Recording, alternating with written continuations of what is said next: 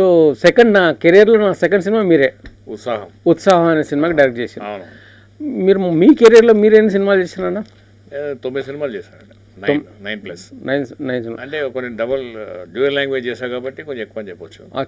18-20 మొదలుపెట్టి లేటెస్ట్గా చిలుకూరు బాలాజీ వరకు.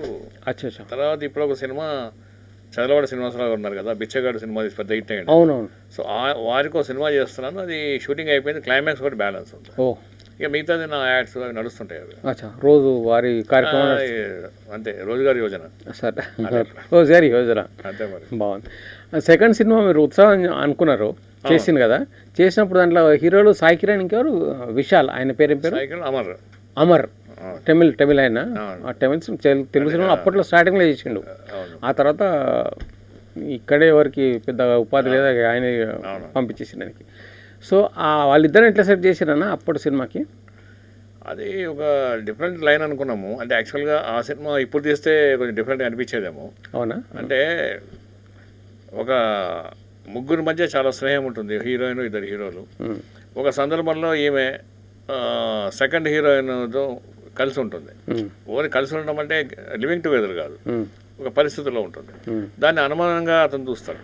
సో స్నేహమా ఈ బంధమా అనే దాని మధ్య సినిమా. అది కొంచెం modern thought point cinema. Advance అప్పుడు తీసాం. ఆ రోజుకి అడ్వాన్స్, అది కొంచెం అడ్వాన్స్. ఆ రోజుకి ఎట్లా నడిచిందని అప్పుడు బాగానే ఉందండి. అది గుడ్. అంటే అందులో సతన్న అనే క్యారెక్టర్ కూడా పెట్టారు.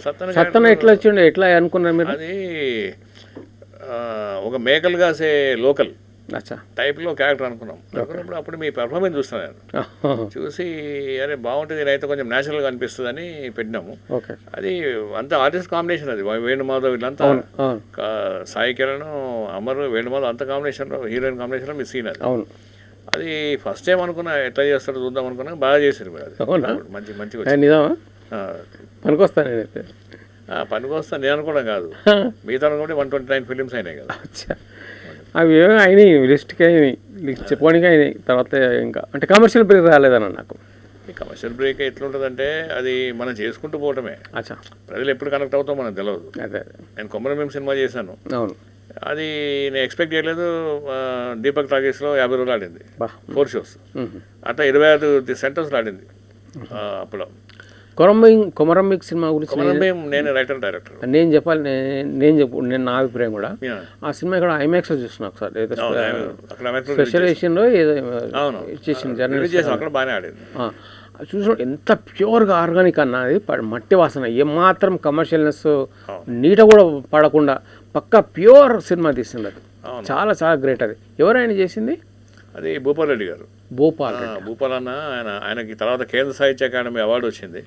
చాలా బాగా చేసిండు అంటే, చాలా బాగా. అవును, సినిమా చాలా బాగుంది. దానికి ఇట్లనే ఉంటాడేమో కొమరం భీమ్ అంతా సెట్ అయ్యాడు, అట్లనే ఉంటుందేమో సినిమా, అట్లనే ఉంటుందేమో కథ అన్నట్టుగా ఉంది. అవును, చాలా న్యాచురల్, విపరీతంగా న్యాచురల్. అవును.